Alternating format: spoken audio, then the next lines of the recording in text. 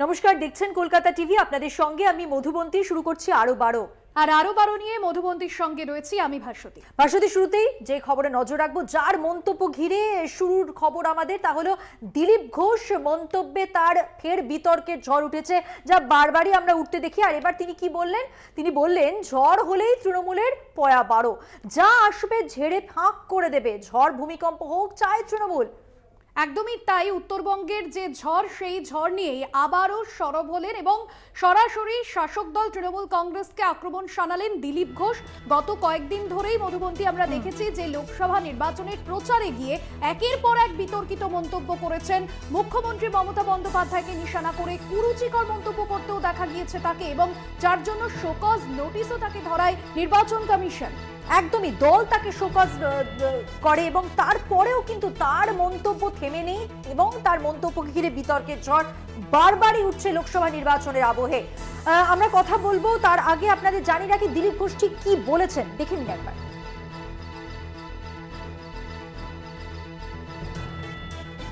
BJP ঝড় করেছে নাকি? ঝড় হলেই টিএমসির একদম পোয়া বার, যা মাল আসবে ছেড়ে ফাঁক করে দেবে। বন্যা হোক, ঝড় হোক, ভূমিকম্প, ওরা চায়, তাহলে কামাই হবে।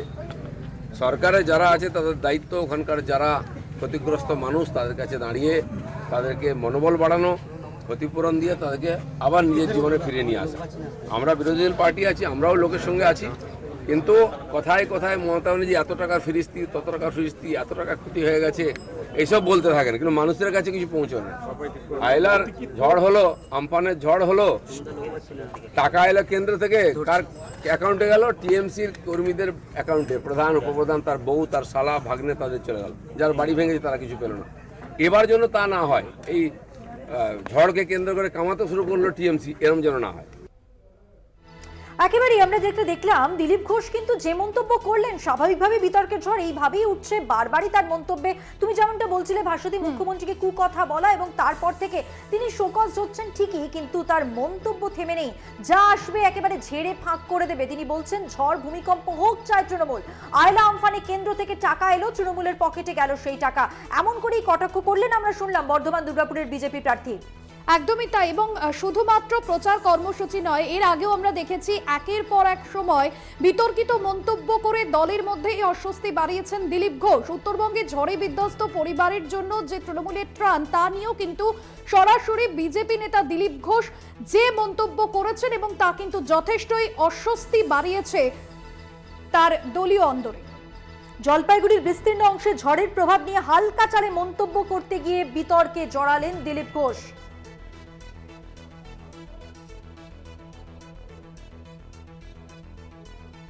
সরাসরি এই নিয়ে কথা বলবো। আমাদের সঙ্গে রয়েছেন আমাদের প্রতিনিধি চন্দন সেনগুপ্ত। চন্দন, দিলীপ ঘোষ তার মন্তব্য এবং রাজ্য রাজনীতিতে বিতর্ক, এটা তো একেবারে সমান্তরাল ভাবে চলছে। আর লোকসভা নির্বাচনের ঠিক আগে আগে তার বিতর্ক কিন্তু থামতেই চাইছে না। মুখ্যমন্ত্রীকে কুকথা বলা দিয়ে শুরু হয়েছে, এখনো চলছে।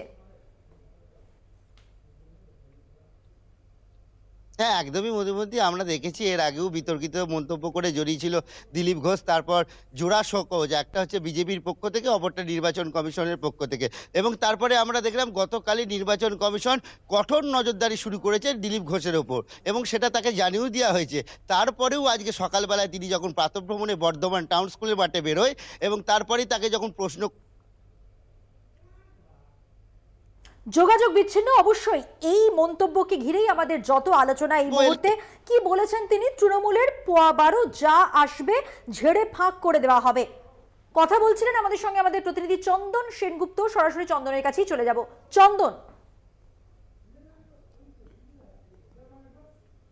হ্যাঁ, একদমই। যে আজকে টাউন হলের মাঠে তিনি বলেন যে এই ঝড় ভূমিকম্প এলেই কিন্তু তৃণমূলের পোয়া বারো, কারণ এই যে কেন্দ্র টাকা পাঠায় সেই টাকা কিন্তু তৃণমূলের কর্মীদের পকেটেই যায়, অন্য অ্যাকাউন্টে কিন্তু এই টাকা ঢোকে না। তাতেই কিন্তু সমালোচনার মুখে পড়েছেন দিলীপ ঘোষ। রাজ্য রাজনীতিতে এখন বলা যায় সমালোচনার বিষয় হয়ে উঠেছে দিলীপ ঘোষ। তিনি যখনই কোথাও দুর্গাপুর, কখনো বর্ধমান, তিনি যখন যাচ্ছেন বেরোচ্ছেন, সকালবেলায় সাংবাদিকদের মুখোমুখি হচ্ছেন, তখনই তার এই বিতর্কিত মন্তব্য কিন্তু সারাদিন কিন্তু সংবাদ শিরোনামে তিনি চলে যাচ্ছেন, এবং তারপরে নির্বাচন কমিশনের কাছে শোকজ। কিন্তু অবিচল দিলীপ ঘোষ সেই একই ভঙ্গি বা একই তৃণমূল নেতা শান্তনু সেন।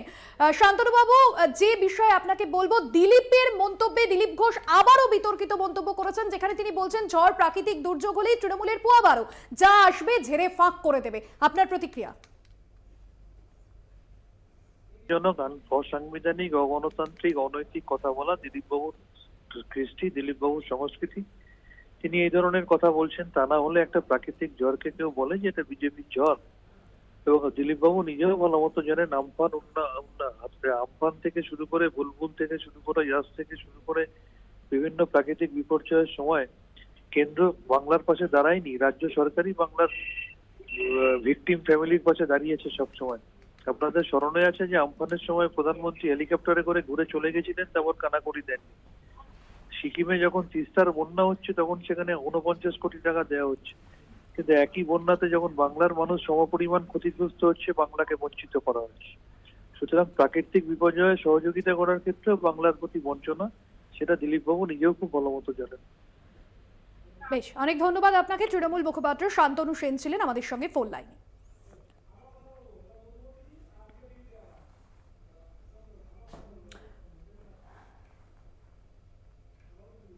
কথা বলবো সরাসরি, আমাদের সঙ্গে রয়েছেন আমাদের প্রতিনিধি চন্দন সেনগুপ্ত। চন্দন, যে প্রসঙ্গে তুমি ছিলে দিলীপ ঘোষ এবং তার মন্তব্য, এবং সেই মন্তব্যকে কেন্দ্র করে যত বিতর্ক নির্বাচনের আগে।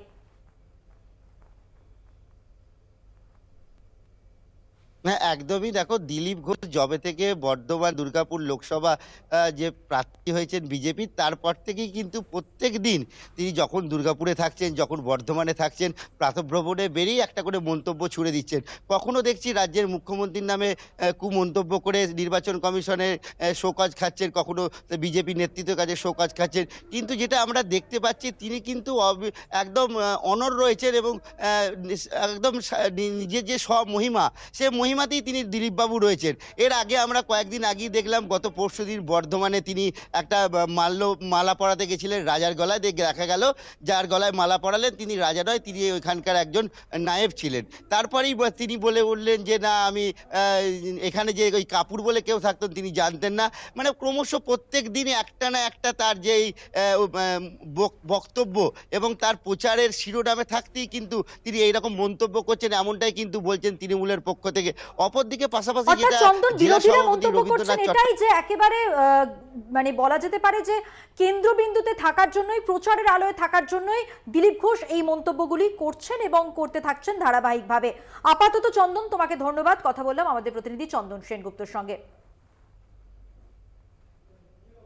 আর এবার মধুমন্তী, যে খবরে নজর রাখবো, শীতলকুচি কাণ্ড নিয়ে বিস্ফোরক মন্তব্য বিজেপি প্রার্থী দেবাশিস ধরের। কলকাতা টিভিতে এক্সক্লুসিভ। বীরভূমের বিজেপি প্রার্থী প্রাক্তন আইপিএস দেবাশিস ধর। ভোট পরবর্তী হিংসা নিয়ে আমি নাকি কিছু করিনি, তার আরো মন্তব্য, আমাকে অপবাদ দেওয়া হয়, ঠিক সেই সময় আমি 132 জনকে গ্রেফতার করেছিলাম, আমি রুখে দাঁড়িয়েছিলাম। আর কি বললেন? পাশাপাশি তিনি বললেন যে তিনি রুখে দাঁড়িয়েছেন বলেই আমাকে সাসপেন্ড করা হয়েছিল। স্বরাষ্ট্র সচিবের দাবি ছিল হিংসা হয়নি। সেই সময় ভাইরাল অডিও ক্লিপে শোনা যায় এসপি কে ফাঁসাও, আত্মরক্ষায় গুলি চালানোর অধিকার আছে। কলকাতা টিভির মুখোমুখি হয়ে তিনি ঠিক কি বলেছেন তার বক্তব্য আপনাদের সামনে। শতাব্দী রায় এক্স হ্যান্ডেলে টুইট করলেন, শীতলকুচির কাণ্ড ডাকলেন, আপনার সম্পত্তি বৃদ্ধি হয়েছে রকেট গতিতে 100 গুণ বেশি টুইট করলেন। আবার পরক্ষণে তিনি বললেন যে জানি না, আমার হয়তো অ্যাকাউন্টটা হ্যাক হয়ে থাকতে পারে, আমি এরকম ধরনের রুচিতে বিশ্বাসী নয়, আমার পরিবার অন্যরকম শিক্ষা দেয়। কি বলবেন? দেখুন, একটু ব্যাখ্যা হতে পারে। এক হচ্ছে সত্যি পুলিশের দেখা উচিত কেউ হ্যাক করেছিল কিনা। হ্যাক করে থাকলে অন্যরকম কথা, আর যদি হ্যাক না করে থাকে, যদি দিয়ে সেটাকে আবার কেউ মানে তার পিছনে চলে যায় যে হ্যাঁ নিজেকে ডিফেন্ড করার জন্য এটা করতে পারেন, যদি সত্যি প্রথমটা ঘটে তাহলে সেটা একটা ওনার তো কিছু করার নেই। কিন্তু যদি দ্বিতীয়টা হয়, এটা খুব নিম্ন রুচির পরিচয়। শীতলকুচির কাণ্ডের সময় আপনি জেলার এসপি ছিলেন কোচবিহারের, মানুষের জানা খুব আগ্রহ যে সেই শীতলকুচির অ্যাকচুয়ালি ঘটনাটা কী ঘটেছিল, যেখানে আপনাকে সাসপেন্ড হতে হয়েছিল। না, শীতলকুচিতে আমাকে সাসপেন্ড হতে হয়নি। আমাকে একটি অদ্ভুত কারণে সাসপেন্ড হতে হয়েছিল, সেটা হচ্ছে পোস্ট পোল ভায়োলেন্স। আমি নাকি কিছু করিনি। পশ্চিমবঙ্গের জেলা একমাত্র আমি এসপি ছিলাম ওই পিরিয়ডের ঠিক 2 তারিখে কাউন্টিং শেষ হয়েছিল। আমি 2 দিন সময় পেয়েছিলাম, 5 তারিখে আমি সাসপেন্ড হয়েছিলাম। আমাকে অপবাদ দেওয়া হয়েছিল যে আমি পোস্টপোল ভায়োলেন্সে কিছু করিনি, আমি একমাত্র এসপি 132 জনকে অ্যারেস্ট করেছিলাম। আমি যেহেতু ওই অ্যারেস্ট করেছিলাম এবং এর বিরুদ্ধে রুখে দাঁড়িয়েছিলাম, তার জন্য মানে আমাকে সেইভাবে সাজাটা দেওয়া হয়েছিল। এবং সবথেকে বড় কথা, আরও মজার কথা, গভর্নমেন্ট মানে হোম সেক্রেটারি উনি অন ওথ এপিডেভিট ফাইল করে এসছেন, আমাদের ভায়োলেন্স কিছু হয়নি, আমাদের পুলিশ অত্যন্ত ভালো কাজ করেছে। আর শীতলকুচিতে সবথেকে বড় যেটা আপনারা জানেন, একটা অডিও ক্লিপ লিক হয়েছিল, যে রাজ্যে কোনো সর্বোচ্চ পদাধিকারী বলতে পারে তার অফিসারকে ফাঁসাও, এসপিকে ফাঁসাও, এটা তো সবথেকে বড় প্রমাণ যে কী হয়েছিল। আর তার থেকেও বড় কথা হচ্ছে যে ঘটনার পরম্পরা, একটা ছোট ঘটনা থেকে কেন্দ্র করে প্রথম কথা, বেশ কিছু মহিলাকে ভোট দিতে যেতে দিচ্ছিল না একটা শ্রেণীর মানুষ, সেখানে তাদের আটকায়। প্যারামিলিটারি ফোর্সের একটাই দোষ ছিল, তাদের নিয়ে ভোট দিতে নিয়ে যাচ্ছিল, তাদের গণতান্ত্রিক অধিকার প্রয়োগ করতে নিয়ে যাচ্ছিল। তাদের মাঝখানে দাঁড় করিয়ে গাড়ি ভাঙচুর করা হয়, তাদের উপরে স্টোন পেল্টিং হয়, তারা আত্মরক্ষার্থে ফায়ার করে এবং বেশ কিছু ওখানে গ্রামবাসী ওখান থেকে পালিয়ে যায়। পালিয়ে যাওয়ার সময় দেখা যায় যে একটি প্রতিবন্ধী মানে ছেলে ওর ধাক্কা খেয়ে ওর মুখ থেকে গেঁজা উঠেছিল। পুলিশের 8টি ভ্যান এসে তাকে কিন্তু হসপিটালে নিয়ে গেছে সুস্থতার জন্য, কিন্তু দেখা গেল যে রিউমার রটিয়ে দেওয়া হলো যে সে মারা গেছে। এরপরে জনতা হৈ হৈ করে এসে 300-400 জনতা এসে প্যারামিলিটারি ফোর্সে, ওই পার্টিটা তখন চলে গেছে বুথের কাছে, তাদের ওপরে অ্যাটাক করে, বুথ ভাঙচুর করে। এটা রেকর্ডেড ফ্যাক্ট হচ্ছে, প্রিসাইডিং অফিসার থেকে সেকেন্ড পোলিং অফিসার থেকে বাকি সকলের ওপরে প্রচণ্ডভাবে অ্যাটাক হয়। দেখুন, আত্মরক্ষার তাগিদে সকলের গুলি চালানোর অধিকার রয়েছে। আমি তদন্ত যেহেতু খুব কম দিনও করেছি, কিন্তু আমার কাছে যা তখন ডকুমেন্টস অ্যাভেলেবেল ছিল, আমার জুনিয়র অফিসাররা যা যা সেইটুকু সময়, বা সবথেকে মজার কাছে ডিস্ট্রিক্ট ম্যাজিস্ট্রেট নিজে তার রিপোর্ট দিয়েছিল। আমি জানি না সব কিছু ছেড়ে দিয়ে কেন আমাকে তার জন্য অভিযুক্ত করা হয়েছিল। আমরা শুনলাম কলকাতা টিভির মুখোমুখি হয়ে ঠিক কি কি দাবি করলেন বীরভূমের বিজেপি প্রার্থী। কথা বলেছিলেন তার সঙ্গে আমাদের প্রতিনিধি মনা বীরবংশী। এবার মনা বীরবংশী আমাদের সঙ্গে রয়েছেন। মনা, আমরা শুনলাম বীরভূমে বিজেপি প্রার্থীর বক্তব্য, তার অনেকগুলো অভিযোগ রয়েছে, তুমি তো শুনলে সবটাই, আমরাও শুনলাম। ঠিক কি বার্তা দিতে চাইলেন, কি লক্ষ্য নির্বাচনে দাঁড়িয়েছেন তিনি, এই নির্বাচনকে কেন্দ্র করে তার মাথায় ঠিক কি চলছে, কি মনে হলো তার সঙ্গে কথা বলে? দেখো মধুবন্তী, তুমি যে প্রশ্নটা করলে, বিশেষ করে লোকসভা নির্বাচনের প্রাককালে দাঁড়িয়ে, এটা অত্যন্ত গুরুত্বপূর্ণ এবং তাৎপর্যপূর্ণ প্রশ্ন। তার কারণ কেন? তার কারণ হচ্ছে এই জন্যই, যখন দেবাশিস বাবু, যখন তিনি আইপিএস অফিসার ছিলেন, যখন তিনি রাজ্য সরকারের পশ্চিমবঙ্গে, যখন তিনি কোচবিহারে এসপি ছিলেন, যখন পুলিশে কর্মরত ছিলেন, তখন কিন্তু এ ধরনের কথাবার্তা কিন্তু দেবাশিস বাবুর মুখ থেকে শোনা যায়নি। কিন্তু তুমি দেখো, তিনি আচমকাই তার যে কর্মস্থল বা তার যে কর্মক্ষেত্র, সেখান থেকে তিনি কিন্তু রিজাইন করলেন এবং তারপরেই তার কি হলো, তিনি বীরভূম লোকসভা কেন্দ্রের বিজেপি প্রার্থী ঘোষণা হলো। যেই বিজেপি শিবিরে তিনি নাম লেখালেন, তখনই কিন্তু এই মুহূর্তে দাঁড়িয়ে তিনি কিন্তু বিস্ফোরক হয়ে উঠছেন। কি বলছেন তিনি শীতলকুচি কাণ্ড নিয়ে তিনি নিজেকে নির্দোষ বলছেন, বলছে তার যে ভূমিকা, একেবারেই তিনি নিজেকে ক্লিন চিট দিচ্ছেন। বলছে শীতলকুচি কাণ্ডে যে ঘটনাটি ঘটেছিল, সেই ঘটনায় শুধুমাত্র আমি যেহেতু কোচবিহারের এসপি ছিলাম, অর্থাৎ জেলা পুলিশ সুপার ছিলাম, খুব স্বাভাবিকভাবেই আমাকে শুধুমাত্র প্রেস ব্রিফ করতে হয়েছিল। কিন্তু সেখানে কি ঘটনা ঘটেছিল? সেখানে ঘটনা ঘটেছিল কেন্দ্রীয় বাহিনীর গুলিতে কিন্তু মারা গেছিল। সেখানে তিনি বলেছেন যে সেখানে রাজ্য প্রশাসন বা রাজ্য সরকারকে এভাবে দায়ী করা যাবে না। কিন্তু পরক্ষণেই তিনি আবার বলছেন, ভোট পরবর্তী হিংসা নিয়ে আবার কাঠগড়ায় দাঁড় করাচ্ছেন সরকারকে। তিনি বলছেন যে যখন সরকারিভাবেই যখন কোচবিহার নিয়ে সন্তোষজনকভাবে মন্তব্য করা হচ্ছে অফিসিয়ালি, ঠিক সেই জায়গায় দাঁড়িয়ে তাকে নাকি এই ভোট পরবর্তী হিংসার ঘটনায় তাকে সাসপেন্ড করা হয়েছে। বলছে তিনি নিজেকে দাবি করছেন দেবাশিস বাবু যে আমি একমাত্র এসপি পশ্চিমবঙ্গে সেই সময়ে যিনি ভোট পরবর্তী হিংসায় কড়া হাতে দমন করেছিলাম। আমি মাঠে নেমেছিলাম এবং রীতিমতো বলা যেতে পারে 132 জনকে আমি গ্রেপ্তার করেছিলাম। সেই কারণেই ভালো কাজ করেছে, এইদিকে প্রশংসা করছে সরকার, অন্যদিকে আবার সেই গাফিলতি তুলেই আমাকে সাসপেন্ড করছে। অবনমনীয় ব্যাপার, মজার একটা ব্যাপার। হ্যাঁ, কি কারণে হচ্ছে সেটা আমি খুব পরিষ্কার। এবং দেবাশিস বাবু যে তার বডি ল্যাঙ্গুয়েজ, তার শরীর ভাষা, আকার ইঙ্গিতে তিনি যে সরকারকে দায়ী করছেন, বর্তমান সরকারকে দায়ী করছেন, প্রশাসনকে দায়ী করছেন, সেটা আর বলার অপেক্ষা রাখে না। আর জানিয়ে রীতিমতো এই মুহূর্তে দাঁড়িয়ে বীরভূম জেলার রাজনৈতিক যে পারদ, সেই পারদ কিন্তু চচ্চর করে কিন্তু বাড়তে উপর থেকে, সেটা বলা যেতে পারে। তার অর্থাৎ কারণ মনা, তুমি জানো, তোমার কথা থেকে একটা জিনিস তো স্পষ্ট, তিনি তার হারানো গরিমা, তার সেই অতীত, যেখানে অতীত খুব উজ্জ্বল ছিল তার মতে, সেই জিনিসটা ফেরাতে চাইছেন, তাই তো? সেই গরিমাটা একেবারেই তিনি নিজেকে প্রমাণ করতে চাইছেন ভোটের ময়দানে নেমে। আমরা এই প্রশ্ন করেছিলাম যে আপনি আইপিএস চাকরি ছেড়ে দিয়ে আপনি ভোটের ময়দানে কি কেন? বর্তমানে সমাজে দাঁড়িয়ে অসংখ্য ছেলে মেয়েদের চোখে স্বপ্ন আইপিএস হওয়া, আইএস হওয়া। তিনি বলছেন যে শুধুমাত্র একটি জায়গায় চাকরি করে সীমাবদ্ধ থেকে সমাজের সেবা করতে যায় না। খুব স্বাভাবিকভাবে তিনি বলছেন যে যেমন দেশের প্রধানমন্ত্রী 140 কোটি মানুষের সেবা করে, সেরকম আমি মানুষের সেবা করতে এসেছি। এবং তিনি যেহেতু প্রার্থী বিজেপি, তাই তিনি নিজের যে ইমেজ, যে স্বচ্ছ, তিনি একেবারেই পরিষ্কার, তিনি যে নিজে একজন হেভিওয়েট ক্যান্ডিডেট, আকার ইঙ্গিত, এই বিষয়ে তিনি কিন্তু একেবারেই সামনে নিজেকে প্রমাণ করার পরীক্ষা তাহলে তার এবারে। আপাতত মনা, তোমাকে ধন্যবাদ। কথা বললাম আমাদের প্রতিনিধি মনা বীরবংশীর সঙ্গে। ফিরে এলাম বিরতির পর। কলকাতা টিভিতে এক্সক্লুসিভ দেবাশিস ধর, বীরভূমের বিজেপি প্রার্থী, প্রাক্তন আইপিএস দেবাশিস ধর। একসময় বীরভূমেই পুলিশ কর্তার পদে ছিলেন, এখনকার চুরির তথ্য সবার সামনে রয়েছে। এই রাজ্যে মিড ডে মিলের খাবারও চুরি হয়, সিবিআই ইডি নিরপেক্ষভাবে তদন্ত করছে। তারা কাজ না করলে আন্দোলন হবে, এমনই জানালেন বিজেপি প্রার্থী দেবাশিস ধর। দেখে নিন।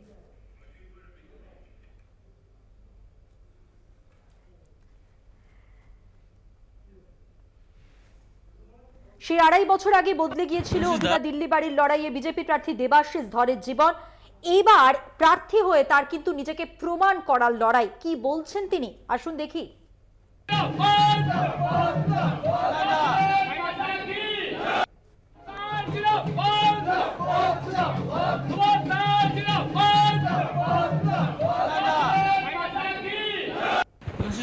আপনি বোলপুরের এসডিপিও ছিলেন, আজ থেকে 20 বছর আগে নোবেল চুরি হয়েছিল, সিবিআই তদন্ত প্রক্রিয়া করেছিল, তারা আদালতে গিয়ে বলেছিল যে কোনো ক্লু পাচ্ছি না, আমরা এই ইনভেস্টিগেশন ক্লোজ করে দিচ্ছি। কিন্তু আজকের দিনে দাঁড়িয়ে সিবিআই ইডি অতি সক্রিয়তা, এই যে নোবেল চুরি, নোবেল উদ্ধার করতে পারলো না একজন প্রাক্তন আপনি আইপিএস অফিসার, সিবিআইয়ের ভূমিকা নিয়ে কি বলবেন? দেখুন, একটা কথা বলি, কোনো চুরির তদন্ত, যে কোনো কেসের তদন্ত যখন হয়, ইনভেস্টিগেটিং এজেন্সি সর্বতোভাবে চেষ্টা করে যে তার কি ঘটেছে ফ্যাক্টসটাকে রিভিল করা। সেক্ষেত্রে যে গভর্নমেন্ট ছিল তারা তাদের সিবিআই যখন ইনভেস্টিগেশন করেছিল, আমি জানি না সেই গভর্নমেন্ট কতটা মানে নিজেদের তাদের সিবিআইয়ের ওপরে, সিবিআইয়ের যে অফিসাররা যারা ছিলেন তাদের ওপরে কতখানি ওয়াচ ডগ হিসাবে কাজ করেছেন।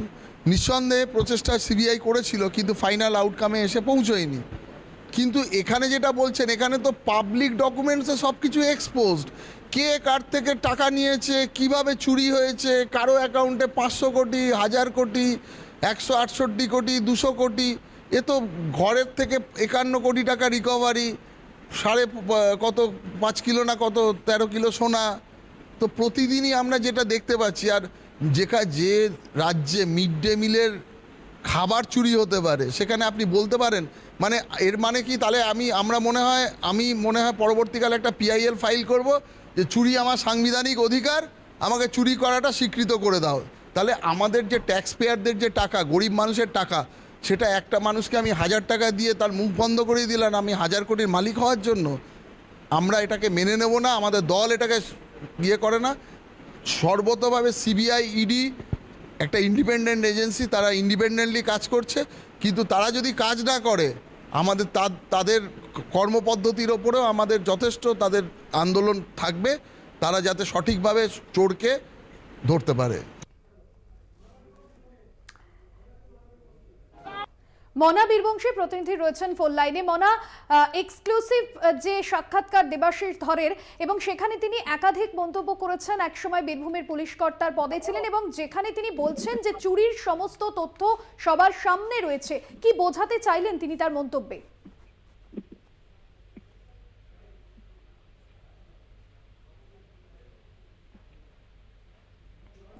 মনা, শোনা যাচ্ছে? হ্যাঁ, শোনা যাচ্ছে।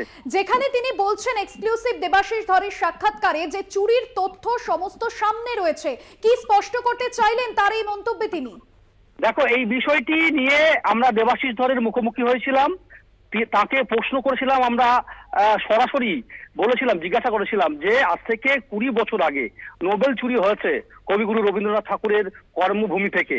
সেই নোবেল চুরি তদন্ত প্রক্রিয়ার ভার নিয়েছিল সিবিআই, কেন্দ্রীয় এজেন্সি, কিন্তু সিবিআই তদন্ত প্রক্রিয়ায় নেমে ব্যর্থ হয়েছে। সিবিআই কোর্টে তারা লিখিত জানিয়েছিল যে কোনো ক্লু পাচ্ছি না, তদন্ত প্রক্রিয়া বন্ধ করলাম। সিবিআই যখন ব্যর্থ 20 বছর ধরে, তখন আজকের দিনে এই কেন্দ্রীয় এজেন্সি সিবিআই এবং ইডি অতি সক্রিয়। কেন কেন সেই নোবেল উদ্ধার করতে পারলো না, প্রশ্ন করেছিলাম।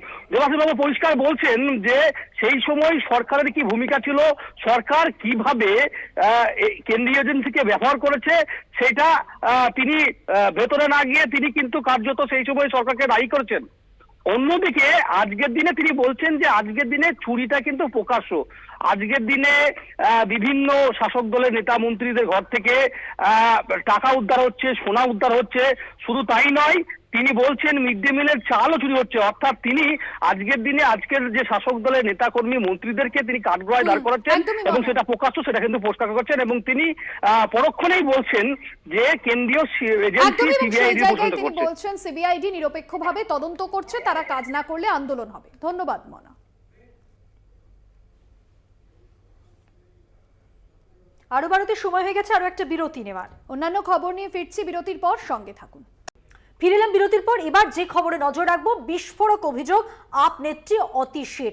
বিজেপিতে যোগ দেওয়ার জন্য আমাকে চাপ দেওয়া হচ্ছে, আমার ঘনিষ্ঠের মাধ্যমে বার্তা পাঠানো হয়েছে, বিজেপিতে যোগ না দিলে ইডির হাতে গ্রেফতার হতে হবে।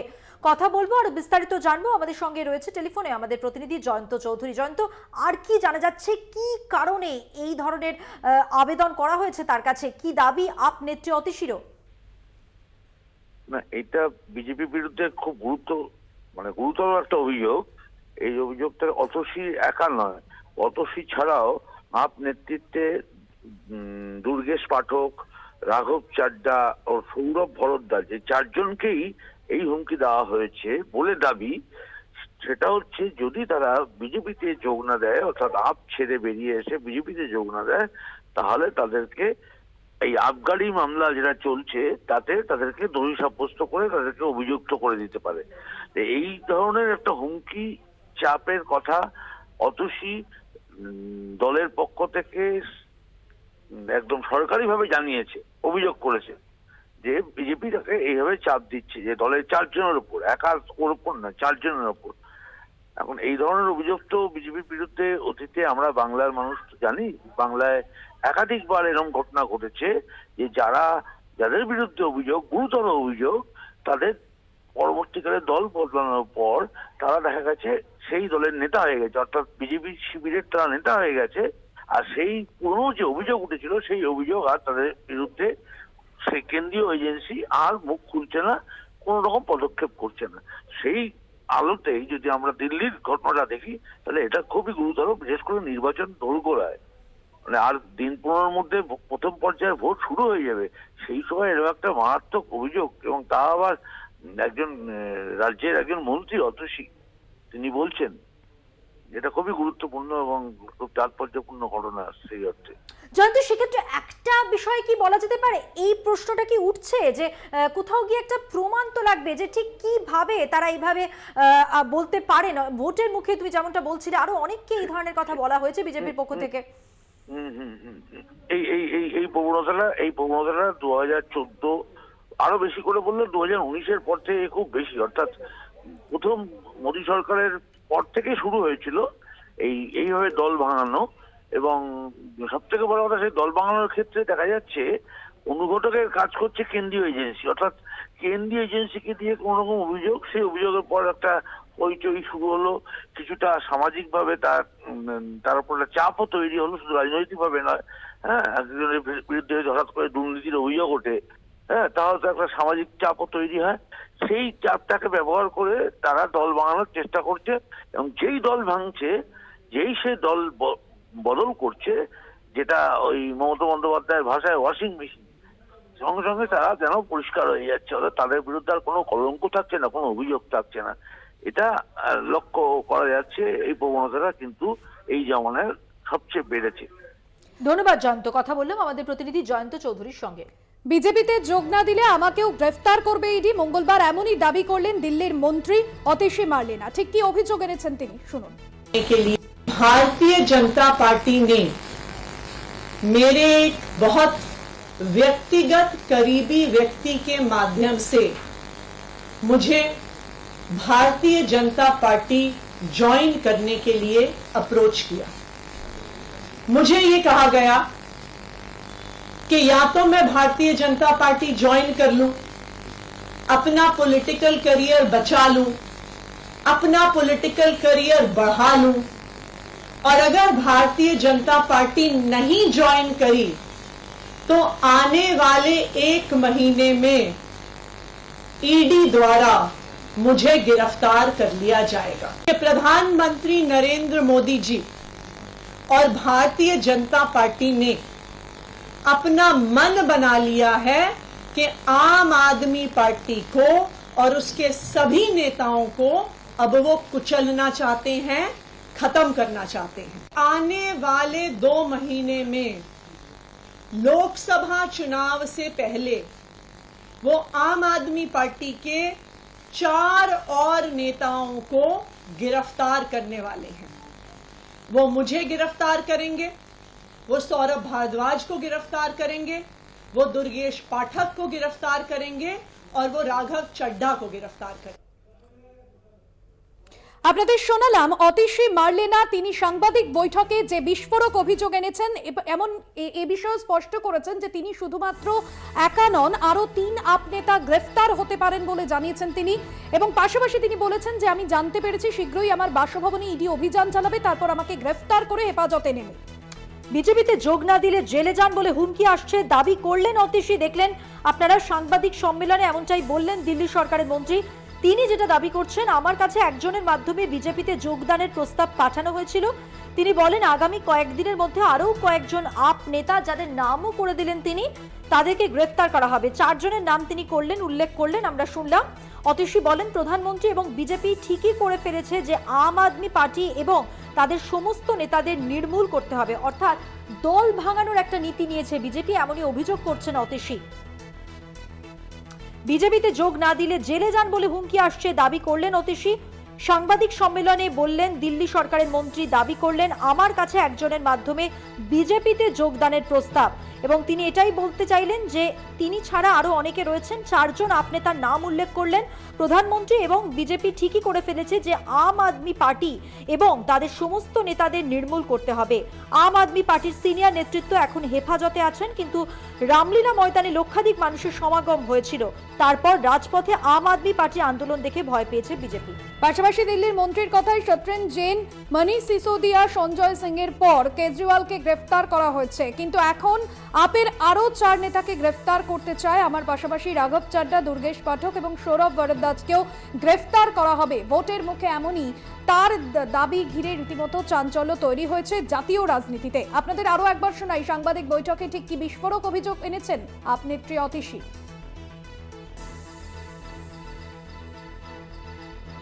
भारतीय जनता पार्टी ने मेरे एक बहुत व्यक्तिगत करीबी व्यक्ति के माध्यम से मुझे भारतीय जनता पार्टी ज्वाइन करने के लिए अप्रोच किया। मुझे ये कहा गया कि या तो मैं भारतीय जनता पार्टी ज्वाइन कर लूं, अपना पॉलिटिकल करियर बचा लूं, अपना पॉलिटिकल करियर बढ़ा लूं, और अगर भारतीय जनता पार्टी नहीं ज्वाइन करी तो आने वाले 1 महीने में ईडी द्वारा मुझे गिरफ्तार कर लिया जाए।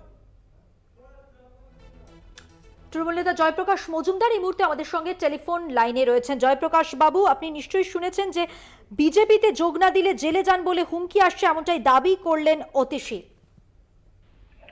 না, এটা তো সারা ভারতবর্ষময় চলছে মোদির স্বৈরতন্ত্র, হিটলারি রাজ। এটা তো চলছে, সবাই জেনে গেছে এখন। আমেরিকা জানে, রাষ্ট্রপুঞ্জ জানে, সবাই জানে, এবং তারা নিন্দা করছে। জার্মানি জানে, আর দেশের লোক তো জানেই। এই ভয়ঙ্কর ফ্যাসিস্ট শক্তি হচ্ছে মোদি, এবং তারা এক হাতে ক্যারট আর এক হাতে লাঠি, মানে এক হাতে গাজর আর এক হাতে লাঠি, এই নিয়ে অ্যাপ্রোচ করে, বলে এই নাও টাকা, আর সেটা নিয়ে জয়েন যদি না করো তাহলে লাঠির বাড়ি, মানে হচ্ছে জেলে ভরবো, তোমাদের সামাজিক নিন্দা করব, সমাজে ক্ষতিগ্রস্ত করব, ছেলেমেয়ের ক্ষতি করব। এদের মতন নৃশংস কোনো দল নেই এবং এদের মতন স্বৈরতান্ত্রিক দল নেই।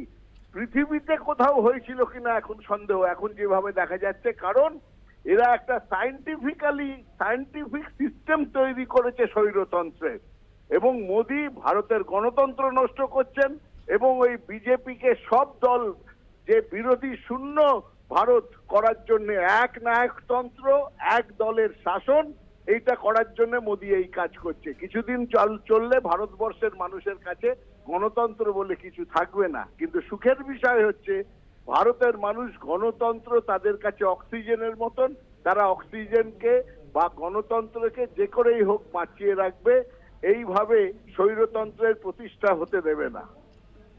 অনেক ধন্যবাদ। কথা বললাম তৃণমূল নেতা জয়প্রকাশ মজুমদারের সঙ্গে।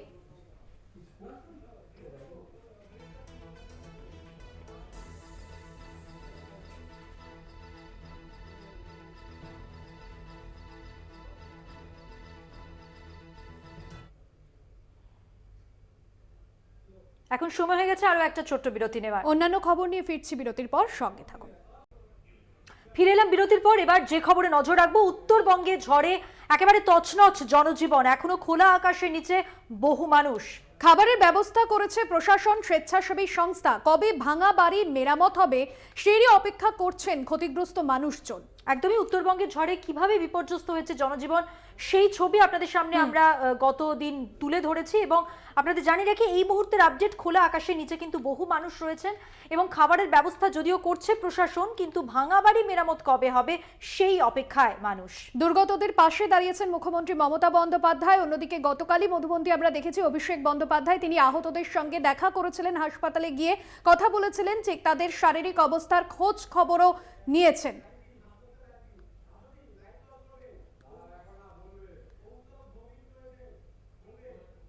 উত্তরবঙ্গে ঝড়ে তছনছ জনজীবন, ধীরে ধীরে স্বাভাবিক ছন্দে ফেরার চেষ্টা চলছে সেখানকার মানুষজনের। সরাসরি রয়েছেন আমাদের প্রতিনিধি কৌস্তব ভৌমিক। কৌস্তব, যে ঝড়ের ছবি আমরা দেখেছি উত্তরবঙ্গে এবং সেখানে 2 মিনিটে তছনছ করে দিয়েছে জনজীবন, এই মুহূর্তে স্বাভাবিক ছন্দে ফেরার চেষ্টা চলছে প্রশাসনের তরফে। ঠিক কতটা সক্রিয়তা, এবং যাদের বাড়িঘর মাথার উপরে ঠাঁই উড়ে গিয়েছে এই মুহূর্তে তারা কোথায়?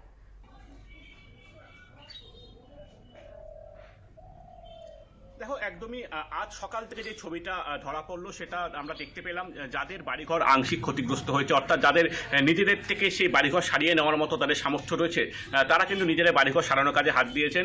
তবে অনেক বেশিরভাগ বাড়িঘর কিন্তু যেগুলো সম্পূর্ণভাবে ভেঙে গেছে সেগুলো কিন্তু সারানোর মতো কোনো পরিস্থিতি নেই, তারা প্রত্যেকেই তাকিয়ে রয়েছে সরকারের দিকে। আজ আমরা দেখতে পেলাম যে ময়নাগুড়ির পুলিশের তরফ থেকে সমস্ত গ্রামে ঘোরা হচ্ছে এবং তারা একটি নামের তালিকা করছে, সেটিকে দুভাগে ভাগ করা হয়েছে। যাদের বাড়িঘর সম্পূর্ণভাবে ভেঙে গেছে তাদের একটি তালিকায় রাখা হচ্ছে, পাশাপাশি যাদের বাড়িঘর আংশিক ক্ষতিগ্রস্ত হয়েছে তাদেরকে অন্য একটি তালিকায় রাখা হয়েছে। এটা দেখা যাচ্ছে যে গত রবিবারের যে বিভৎস ঘূর্ণিঝড় তার প্রভাব কতটা ছিল এবং তার যে বিভৎসতা কিন্তু এখনো কাটিয়ে উঠতে পারেনি গ্রামের মানুষজন। এখনো দেখা যাচ্ছে যে সমস্ত বাড়িঘর কিন্তু এখনো লণ্ডভণ্ড, এবং যারা, যেটা তোমাকে বললাম, যে যারা নিজেদের তরফ থেকে বা নিজেদের সামর্থ্য রয়েছে তারা বাড়িঘর সারানোর কাজে নিজেদের হাত লাগিয়েছে, তবে অনেক গ্রামের বেশিরভাগ মানুষের পক্ষে কিন্তু সেটা সম্ভব নয় কোনোভাবেই যে সেই বাড়িঘরকে তারা সারিয়ে তুলবে। এখন দেখা যাচ্ছে যে ঘরের যে ওপরের টিনের ছাউনি, সেই টিনের ছাউনি সম্পূর্ণভাবে উড়ে গেছে। এই একটি থাকার ঘর ছিল এবং এই থাকার ঘরের উপরে যে টিনের ছাউনি, সেই টিনের ছাউনি নেই, এবং ভেতরে যে সমস্ত আসবাবপত্র সব কিন্তু বৃষ্টির জলে সব নষ্ট হয়ে গেছে। কোনো রকম ভাবে একটি পলিথিনের সাহায্যে সবটাকে একটা ঢেকে রাখার একটা চেষ্টা করা হচ্ছে। যারা গ্রামবাসীরা জানিয়েছেন যে প্রশাসনের যারা আধিকারিক, মুখ্যমন্ত্রী থেকে শুরু করে জেলা প্রশাসনে যারা রয়েছেন তারা এই এলাকায় এসেছিলেন এবং কথা দিয়ে গেছেন, এবং রাজ্যপালও এসেছিলেন, তবে এখনো পর্যন্ত সেইভাবে কিন্তু তারা কোনো রকম সদর্থক বা কোনো ভূমিকা বা কিছুই কিন্তু তারা দেখতে পাচ্ছেন না বলে কিছুক্ষণ আগে আমাদের কাছে অভিযোগ করেছিলেন। আর সব থেকে যেটা বড় বিষয়, শুধুমাত্র যে প্রশাসন এই গ্রামের পাশে দাঁড়িয়েছে তেমনটা নয়, বিভিন্ন স্বেচ্ছাসেবী সংস্থার যারা সদস্য তারা কিন্তু এই যে বিপর্যয়ের পর থেকে এই গ্রামে এসেছে এবং দিনে 2-3 করে তাদেরকে খাবার সামগ্রী তুলে দিচ্ছিলেন। আমরা কথা বলে নেব, গ্রামের কিছু মানুষ রয়েছে। বললাম যে এখন কি পরিস্থিতি, রবিবারের যে ঝড় তার পরবর্তীতে প্রশাসনের তরফ থেকে আপনারা কতটা সাহায্য পেয়েছেন এবং ঘর বাড়ি কীভাবে সারাই করবেন? এখন তো আপাতত বর্তমান আমাদের নিজেদের যেটুকু পাই এটুকুই করতে হবে, কারণ এখন তো আমাদের কোনো সরকারি অনুমতি কোনো কিছু পাচ্ছি না। যদি পাইতাম তাহলে তো তাড়াতাড়ি আমাদের হতো। এখন আবার ঝড় বৃষ্টি এর মধ্যে নামবে, যদি এই একটু আমরা নিজে না করি তাহলে আবার জলে থাকতে হবে আমাদের। তখন নিজেদেরকে সারাই করে নিচ্ছেন প্লাস্টিক? আমরা নিজেরাই যতটুকু পাচ্ছি সেটুকুই নিতে হবে। সরকারের আশা কতদিন আমরা বসে থাকবো? আর রাজ্যপাল মুখ্যমন্ত্রী তো এসেছিলেন। রাজ্যপাল মুখ্যমন্ত্রী এখানে আসে গেল, অথচ আমাদের কোনো কিছু কেউ কোনো কিছু বললো না। কথা হয়েছে আপনাদের সাথে? আমাদের সঙ্গে কোনো কথা হয়নি, ওরা আসছে এমনি দূর থেকে ওর মোবাইলে নোট করলো চলে গেল। তো কী করবেন এখন আপনারা? এখন আমরা তো প্রশাসন আজকে নাম নিয়ে গেল, এখন কবে যে কী পাবো না পাবো কোনো কিছু বুঝতে পারতেছি না। দেখো, যেমনটা ফের কিন্তু একটা বৃষ্টির পূর্বাভাস রয়েছে, তাই যারা গ্রামের মানুষ তারা ভাবছেন যদি ফের একবার মুষলধারে বৃষ্টি বা ঝড়ো হাওয়া হয় তবে তারা থাকবেন কিভাবে। এই কারণে কিন্তু নিজেরাই যতটুকু সম্ভব নিজেদের তরফ থেকে সেই সমস্ত এলাকাগুলিকে বা ঘর বাড়িগুলোকে থাকার মতো কিছুটা ব্যবস্থা করে নিচ্ছে। তবে আমরা দেখেছিলাম যে এরকম অনেক বাড়িঘর রয়েছে যেখানে কিন্তু মানে কোনো থাকার ব্যবস্থাই নেই, কাজেই প্রশাসনের দিকেও তারা তাকিয়ে রয়েছে এবং প্রশাসনের তরফ থেকে সদর্থক একাধিক ভূমিকা নেওয়া হচ্ছে। আমরা দেখছি কিছুক্ষণ আগেও কিন্তু যে বিদ্যুৎ বন্টন দপ্তরের তরফ থেকে সমস্ত এলাকায় যে বিদ্যুৎ সংযোগকে আগের অবস্থায় ফিরিয়ে আনার জন্য একটি জোর কদমে কাজ চালানো হচ্ছে। সেই সাথে প্রশাসনের তরফে যেরকম একাধিক পদক্ষেপ নেওয়া হয়েছে, অন্যদিকে যাদের সামর্থ্য রয়েছে তারা সামর্থ্যের মধ্যেই তাদের ঘরবাড়ি সারিয়ে নিচ্ছেন। ধন্যবাদ জানাবো। সরাসরি ছিলেন আমাদের প্রতিনিধি কৌস্তব ভৌমিক।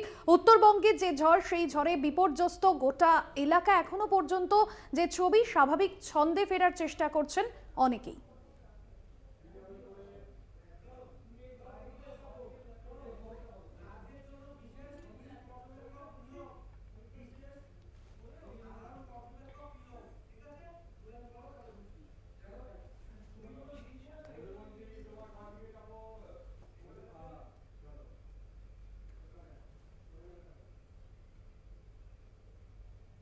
ভোট যত এগিয়ে আসছে তৎপরতা নির্বাচন কমিশনের পক্ষ থেকেও চোখে পড়ছে। এবার রাজ্যের জন্য বিশেষ পর্যবেক্ষক নিয়োগ করা হবে নির্বাচন কমিশন সূত্রে, এমনটাই জানা যাচ্ছে। নির্বাচনের আগে আমরা যেরকম দেখতে পাচ্ছি নিরাপত্তার ব্যবস্থাও জোরদার করার কথা ভাবা হচ্ছে, বাহিনী মোতায়েন হচ্ছে এবং এবার রাজ্যের জন্য বিশেষ পুলিশ পর্যবেক্ষক নিয়োগের কথা ভাবা হয়েছে। একদমই শিয়ারে লোকসভা নির্বাচন এবং তার আগে এই নির্বাচনকে সুষ্ঠুভাবে পরিচালনা করা নির্বাচন কমিশনের কাছে চ্যালেঞ্জ। রাজ্যের জন্য যে ইতিমধ্যে যেমনটা জানা যাচ্ছে বিশেষ সাধারণ পর্যবেক্ষক নিয়োগ করা হচ্ছে, এমনটাই নির্বাচন সূত্রে খবর পাওয়া যাচ্ছে। সত্য সুন্দর ভট্টাচার্য এই মুহূর্তে আমাদের সঙ্গে রয়েছেন টেলিফোন লাইনে আরো বিস্তারিত তথ্য দেওয়ার জন্য। সত্য সুন্দর, দেখো, আগামীকাল রাজ্যে আসছেন দুজন বিশেষ পর্যবেক্ষক, তার মধ্যে একজন বিশেষ পুলিশ পর্যবেক্ষক, তিনি অনিল কুমার শর্মা। তিনি এর আগে অবসরপ্রাপ্ত আইএএস আধিকারিক পাঞ্জাবের 1984 ব্যাচে এবং বিশেষ পুলিশ পর্যবেক্ষক, এবং সেই সঙ্গে বিশেষ সাধারণ পর্যবেক্ষক হিসাবে আসছেন অলোক সিনহা। তিনি উত্তরপ্রদেশের 1986 ব্যাচের আইএএস আধিকারিক, অবসরপ্রাপ্ত। এই দুজনকে রাজ্যের জন্য নিয়োগ করেছে জাতীয় নির্বাচন কমিশন। মূলত বিশেষ পর্যবেক্ষকরা তারা বিভিন্ন যে সমস্ত স্পর্শকাতর বুথগুলি রয়েছে সেই স্পর্শকাতর বুথগুলির নজরদারির দায়িত্বে থাকবে গুরুত্বপূর্ণ ভূমিকায়, এবং সেক্ষেত্রে রাজ্য পুলিশের যারা নোডাল আধিকারিক রয়েছেন তাদের সঙ্গে এবং জেলা শাসকদের সঙ্গে সমন্বয় রক্ষা করে বিভিন্ন এলাকায় অবাধ এবং শান্তিপূর্ণ নির্বাচনের ক্ষেত্রে তাদের একটা গুরুত্বপূর্ণ ভূমিকা রয়েছে। তার পাশাপাশি এই বিশেষ পর্যবেক্ষকরা সীমান্ত এলাকার নজরদারিতে এবং বিভিন্ন জায়গায় যে সমস্ত ভোটারদের অভাব অভিযোগ রয়েছে সেইগুলো কিন্তু তারা গুরুত্ব দিয়ে শুনবেন এবং প্রয়োজনে তাদের নির্দিষ্ট যে ক্ষমতা রয়েছে সেই অনুযায়ী অবাধ এবং শান্তিপূর্ণ নির্বাচনের স্বার্থে তারা নির্দিষ্ট সিদ্ধান্ত নেবে, এমনটাই কিন্তু জাতীয় নির্বাচন কমিশন সূত্রে জানানো হয়েছে। ধন্যবাদ সত্য সুন্দর। কথা বললাম আমাদের প্রতিনিধি সত্য সুন্দর ভট্টাচার্যের সঙ্গে। সীমান্তবর্তী এলাকায় নজরদারিতে থাকবে পর্যবেক্ষকরা এবং নিয়োগ করা হবে একজন পর্যবেক্ষককে, এমনটাই জানা যাচ্ছে। সাধারণ মানুষের সঙ্গে কথাও বলবেন তিনি, বিশেষ সাধারণ পর্যবেক্ষক প্রাক্তন আইএএস অলোক সিনহা। শান্তিপূর্ণ নির্বাচনের জন্য এই বিশেষ পর্যবেক্ষক নিয়োগ করা হচ্ছে, এমনটাই নির্বাচন কমিশন সূত্রে জানা যাচ্ছে। নির্বাচন কমিশনের তরফেও যেমনটা শান্তিপূর্ণ এবং সুষ্ঠুভাবে নির্বাচন পরিচালনা করা একটা চ্যালেঞ্জ, এবং সেই জায়গা থেকে এই বিশেষ সাধারণ পর্যবেক্ষক যারা সাধারণ মানুষজনের কথা শুনবেন যিনি, এবং পাশাপাশি সীমান্তবর্তী এলাকাতেও থাকবেন পর্যবেক্ষকরা। নির্ঘণ্ট প্রকাশের সঙ্গে সঙ্গে কিন্তু নির্বাচন কমিশনের পক্ষ থেকে জানিয়ে দেওয়া হয়েছিল শান্তিপূর্ণ অবাধ ভোটের কথা, এবং তা বজায় রাখার জন্য চ্যালেঞ্জ, যেমনটা তুমি বলছিলে ভাস্বতী, নির্বাচন কমিশনের জন্য। আর তাই জন্যই শান্তিপূর্ণ নির্বাচনের লক্ষ্যে বিশেষ পর্যবেক্ষক নিয়োগের ভাবনা চিন্তা নির্বাচন কমিশনের। আর এই যে পর্যবেক্ষকরা, এরা সাধারণ মানুষের সঙ্গে কথা বলবেন, শুনবেন তাদের বক্তব্য, তাদের অভিযোগ, তাদের প্রতিক্রিয়া।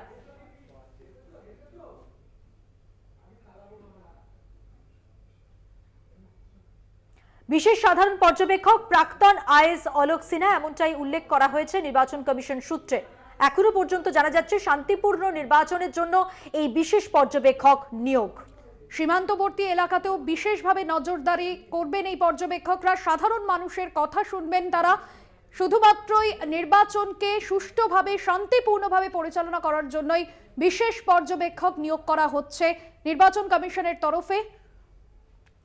কোন রকম অপ্রীতিকর পরিস্থিতি এড়ানোর কথা ভাবা হয়েছে। নির্ঘণ্ট প্রকাশের সময় সাংবাদিকদের মুখোমুখি হয়ে কমিশনের সূত্রে জানানো হয়েছিল, এবং কি কি ব্যবস্থা তারা নিচ্ছেন সে তো আপনাদের কাছে পরিষ্কার। শান্তিপূর্ণ নির্বাচন যাতে হয় তার জন্য কিন্তু এটা আরো একটা পদক্ষেপ নির্বাচন কমিশনের। সীমান্তবর্তী এলাকার নজরদারিতেও থাকবেন পর্যবেক্ষকরা।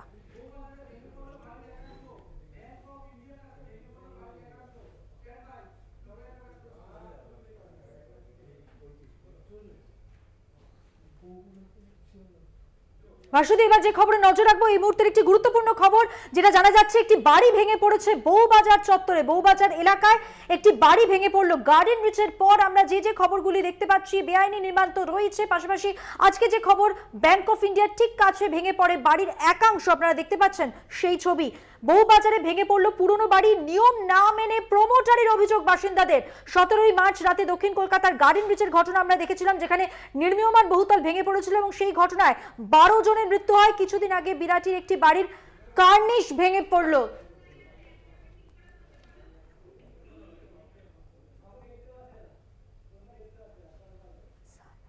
বউবাজারে বাড়ির একাংশ ভেঙে পড়লো। এর আগে যে কথা আপনাদের জানাচ্ছিলাম, গার্ডেন রিচ এলাকায় নির্মীয়মান বহুতল ভেঙে পড়েছিল।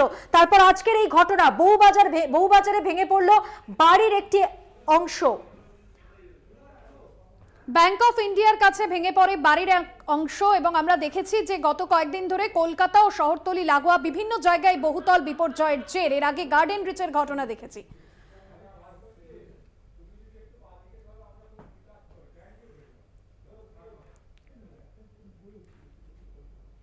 আরো আজকের মতো এ পর্যন্তই। অন্যান্য খবরের জন্য নজর রাখুন কলকাতা টিভির পর্দায় রাত 3-7 দিন।